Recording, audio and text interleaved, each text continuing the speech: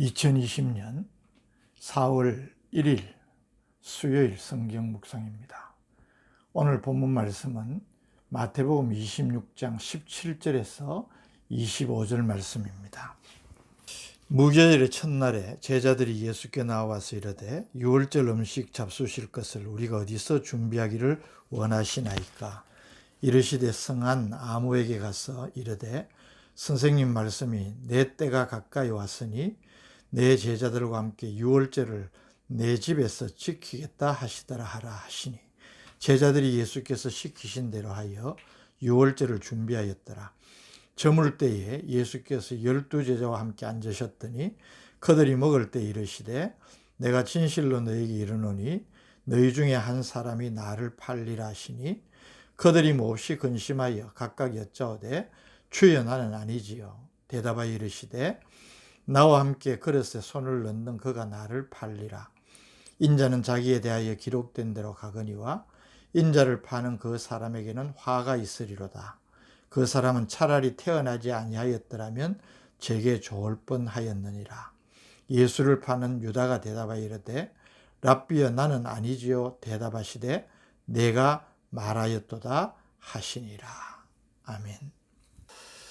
오늘 본문 17절 무교절의 첫날에 라고 하는 이 날은 예수님의 생의 마지막 주간인 고난주간 다섯째 날입니다.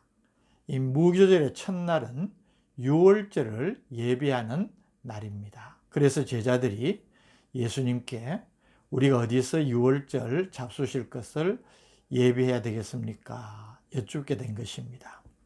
예수님은 성한 아무에게 가서 내 때가 가까이 왔으니 제자들과 함께 내 집에서 유월절을 지키겠다 라고 하라셨고 제자들은 예수님이 시키신 대로 행하여 유월절을 준비하였습니다.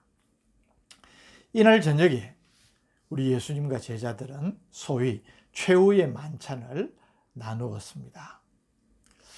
그런데 이날 우리 예수님과 제자들이 가진 유월절 만찬은 원래 유월절 관습보다 하루 앞당겨 가진 셈이 됩니다.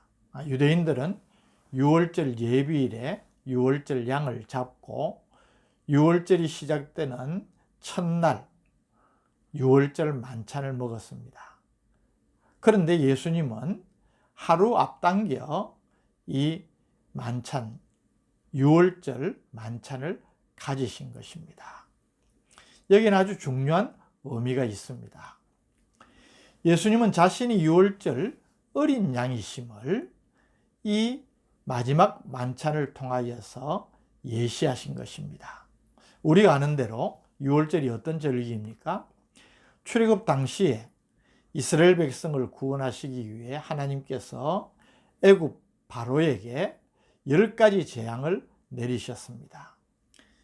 결정적이고 마지막 재앙인 10번째 장자를 치는 재앙에서 하나님은 자기 백성 이스라엘을 구별하시기 위해서 미리 이스라엘 백성들이 어린 양을 잡아 그 피를 문설주에 바르므로 그 피를 보고 천사가 그 집을 넘어가도록 하셨습니다.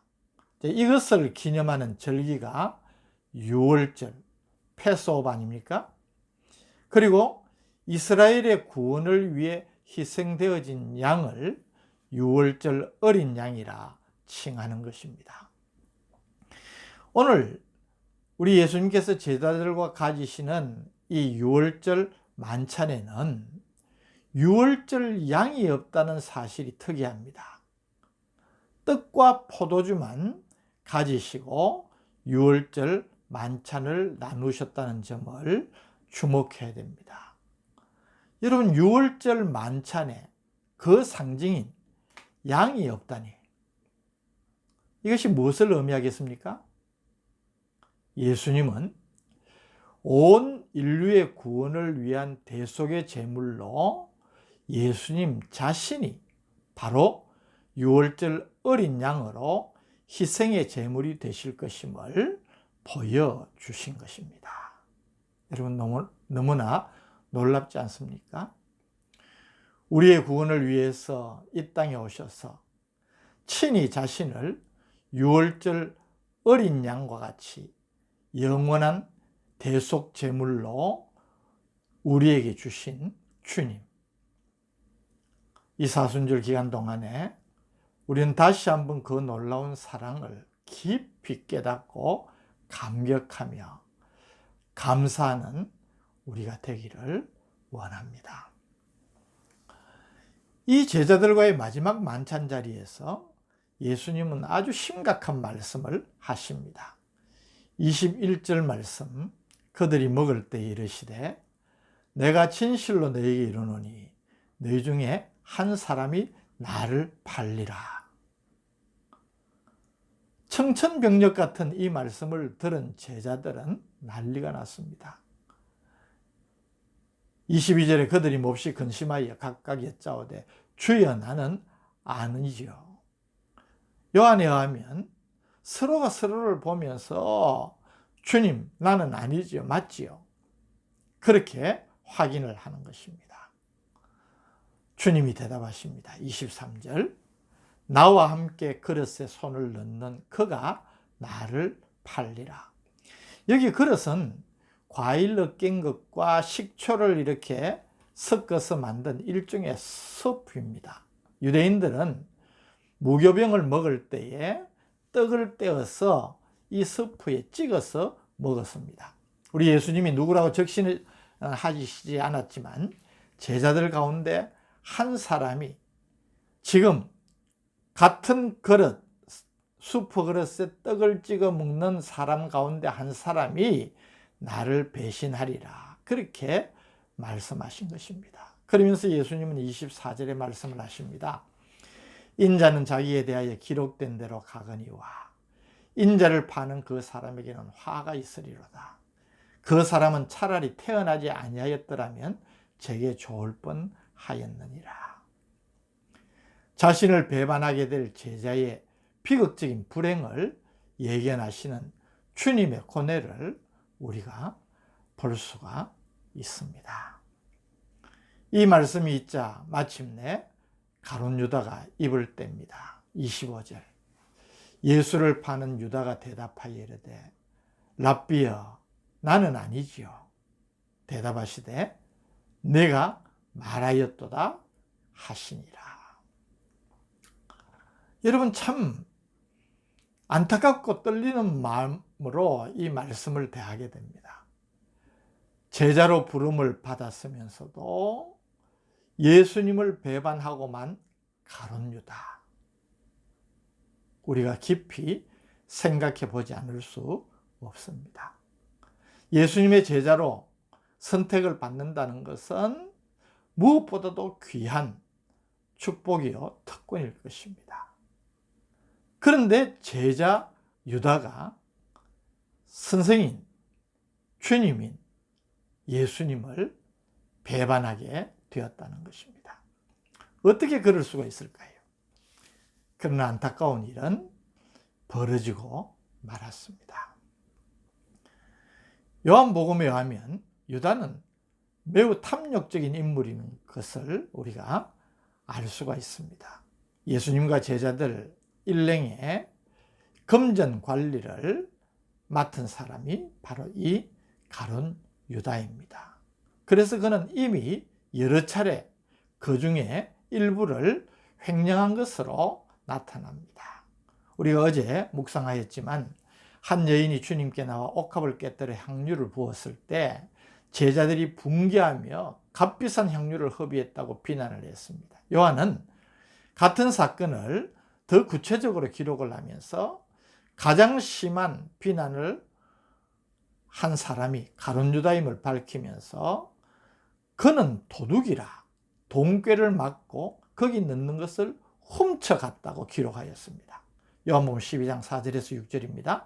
제자 중 하나로서 예수를 잡아줄 가룟 유다가 말하되 이 향유를 어찌하여 300데나리온에 팔아 가난한 자들에게 주지 아니하였느냐 하니 이렇게 말하면 가난한 자들을 생각함이 아니요 그는 도둑이라 돈꾀를 맞고 거기 넣는 것을 훔쳐가미르라. 이렇게 기록을 하고 있습니다. 가룟 유다는 우리가 26장 14절에서 16절의 말씀에서 본 대로 이미 예수님을 팔아넘기려고 대제사장과 은밀한 거래를 했습니다. 얼마를 주겠느냐? 대제사장들이 은 30을 주기로 하고 가룟 유다가 이미 챙겼습니다. 은 30은 당시 노예 한 사람의 몸값입니다. 온 인류를 구원하실 존귀하신 예수님, 6월절 어린 양 되시는 그 고귀한 예수님을 배반하고 그 대가로 일개 노예의 몸값을 챙긴 가룟 유다, 그 배반이 얼마나 추한 것입니까? 비교가 됩니다.